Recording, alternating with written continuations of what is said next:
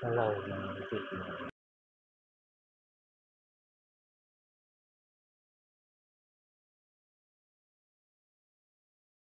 ล่นเลย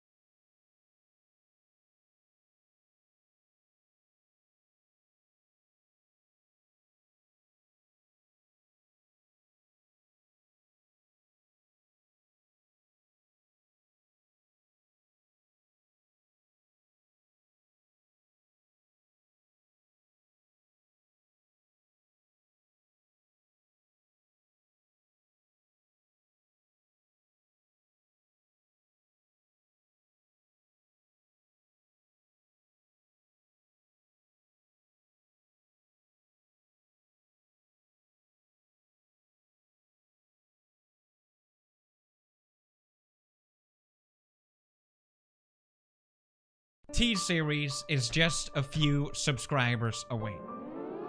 Red alert. Red alert. I'm calling upon my last trick I have up my sleeve. I didn't think it would come to this, but I guess I have no choice. The one thing that can stop T-Series. Book review. You noticed how as soon as I stopped doing book reviews, sorry about that by the way, T-Series just swayed out of nowhere and took over? But no, I realize now, in the 11th hour, what I must do. I must review books again. That's what everyone wants. That's what will stop T-Series. It's never been so clear to me. I can't believe I realized it just now. Book time. The first book, well, I read a lot of books, but I wanted to select the ones that I really loved. There's 3 of them that I want to talk about, and hopefully you'll check them out as well. The first one is The Master and Margarita, written by Mikhail Bulgakov. It was written during the Soviet Union regime, and during that time, I didn't know this, but atheism was sort of forced upon the population.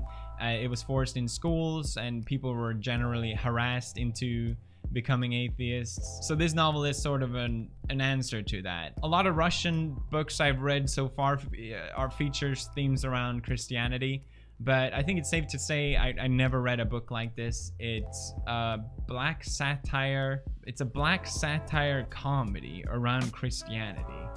It's very weird, but I really loved it. Ironically, Mikhail, the author, burned the first version of this book because he thought he would never make it as a writer, writing a story like this during this time.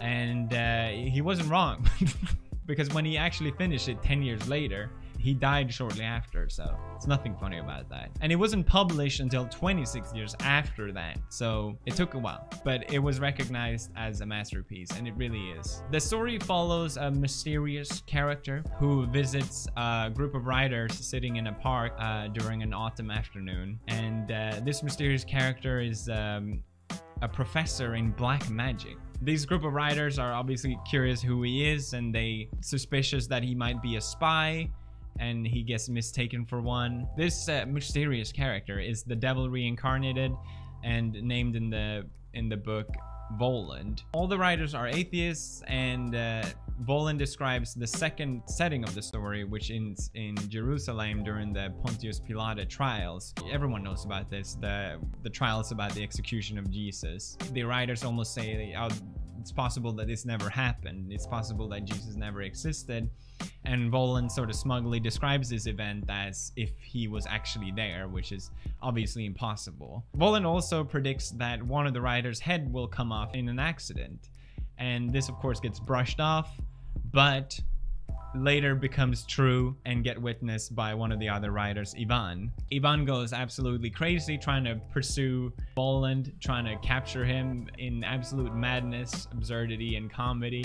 I love reading this part. It gets even better from there. The Devil's Midnight Ball was one of my favorite parts of anything I read in a while. It's just fantastic. So I will just end it there. But Mikhail, the author of The Master and Margarita, he used to be a playwright, so it makes the writing very visual. I can really see all the characters and the mannerism and the humor in front of me. It really feels like you're there when you read it, and which really works well for the comedy as well.